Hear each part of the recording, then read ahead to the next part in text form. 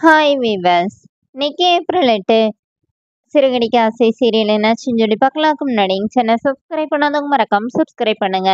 இன்னைக்கு என்ன அப்படின்னு சொல்லி பார்த்தீங்கன்னா, இங்க வந்து மீனா வந்து ஸ்ருதியை பார்க்க வந்திருக்காங்கல்ல. அப்புறமா ஸ்ருதி கிட்ட வந்து அப்படியே அழுதுட்டே நடந்தது எல்லாமே சொல்றாங்க. உங்க அப்பா என்ன வந்து இந்த மாதிரிலாம் பேசினாரு. அதனால தான் அடிச்சாரு. இப்ப ரவி வந்து உங்க கூட உங்களுக்கு சப்போர்ட் பண்றதுக்காக தானே அங்க வந்து உங்க கூடவே வந்து இருக்கிறாரு. அதே மாதிரி தான் என் புருஷனும் எனக்காக தான் சப்போர்ட் பண்றதுக்காக இந்த மாதிரி பண்ணாரு. நான் வேணா உங்ககிட்டயே மன்னிப்பு கேட்டுக்கிறேன், உங்க அப்பாகிட்டயே மன்னிப்பு கேட்டுக்கிறேன் அப்படிங்கிற மாரி சொல்லிட்டு, நல்லா யோசிச்சு ஒரு முடிவு எடுங்க. வீட்ல எல்லாரும் நீங்க இல்லன்னு ரொம்ப கஷ்டப்படுறாங்க அப்படின்னு சொல்லி பேசிட்டு, மீனா போயிர்றாங்க. அதே மாரி இங்க முத்துவும் வந்து ரவி கிட்ட பேசுறாரு.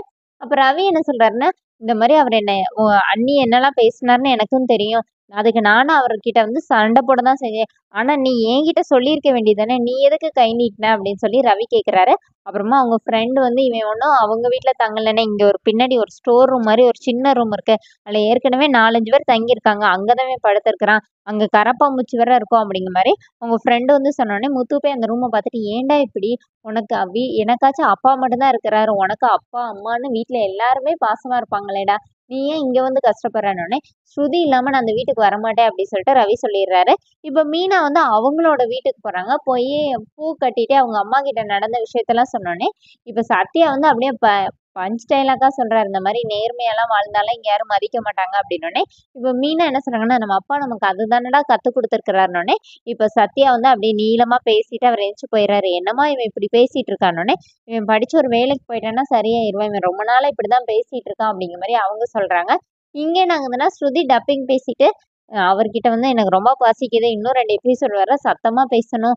நான் அதனால வெளியில சாப்பிட்டுட்டு வரேன்னு சொல்லிட்டு போயி கால் பண்றாங்க. கால் பண்ணி ரவியோட ஹோட்டலுக்கே கால் பண்ணி ஆர்டர் பிளேஸ் பண்றாங்க.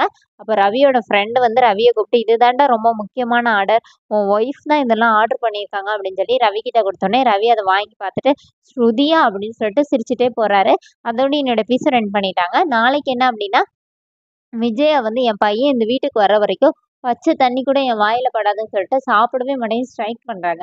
இப்ப முத்து என்ன பண்றாருன்னா, அம்மா இப்ப சாப்பிடணும் அவ்வளவுதானேன்னு சொல்லி போயிட்டு, ஒரு பெரிய 2 இலை சேர்த்து போட்டு டைனிங் டேபிள்ல பக்கெட் பிரியாணி வாங்கிட்டு வந்து அத ஃபுல்லா கொட்டுறாரு. அதுக்கப்புறமா சிக்கன் பீஸ் அது எல்லாத்தையுமே சுத்தி வைக்கிறாரு.